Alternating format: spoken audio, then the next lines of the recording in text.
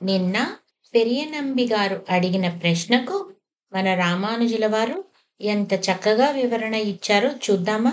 రామానుజుల వారు పెరియనంబికి ఆలయ వ్యవస్థ ఎందుకు ముఖ్యమో ఇలా వివరిస్తున్నారు.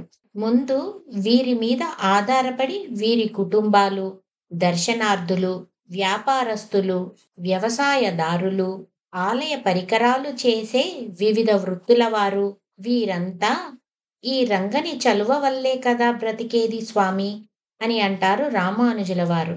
అక్కడున్నవారు అందరూ నిజమే స్వామి, ఈ రంగని దయలేకపోతే మా బ్రతుకులకు గతిలేమిటి అని అనగా రామానుజుల వారు ఇలా అంటున్నారు.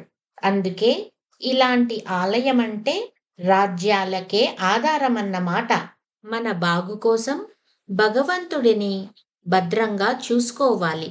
చెట్టును రక్షించుకుంటే దానినాశ్రయించుకున్న పక్షులకి, పశువులకి, మనుష్యులకి, ప్రకృతికి ఇలా అందరికీ ఆ చెట్టే ఆధారం కదా. అలా రంగడు మన అందరికీ నివాస వృక్షం, వాసుదేవ తరువు. ఏది మనని అడగడు.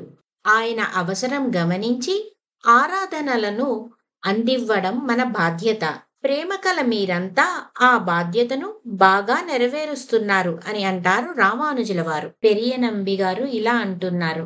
రామానుజ, మనుష్యులం కదా, తెలుసో తెలియకో ఎన్నో దోషాలు చేస్తుంటాం.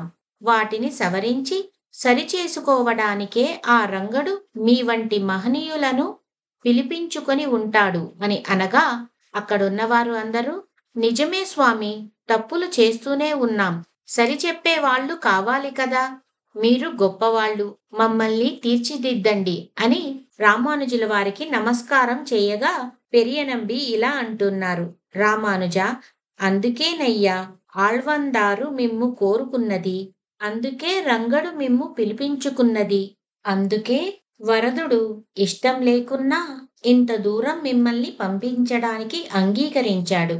అక్కడ ఉన్నవారు ఇలా అంటున్నారు. మిమ్మల్నే ఉభయ విభూతి నాయకుడని శ్రీరంగరాజుల వారి శాసనాన్ని ఇందాకనే కదా నంబిస్వామి విన్నవించారు అని అనగా నంబిగారు ఇలా అంటున్నారు. రామానుజ, శ్రీరంగరాజుల వారి ఆజ్ఞకు మేమంతా బద్దులమే. శ్రీరంగని ఆజ్ఞకు తగ్గట్టు ఈ దేవళాన్ని నడపడం ఇక మీ వంతు అని అనగా అక్కడున్నవారు అందరూ రామానుజ స్వామికి జై, విభూతి ద్వయ నాయకునికి జై అని జై జై నాదాలు చేస్తారు. తర్వాత ఏం జరుగుతుందో రేపు చూద్దాం.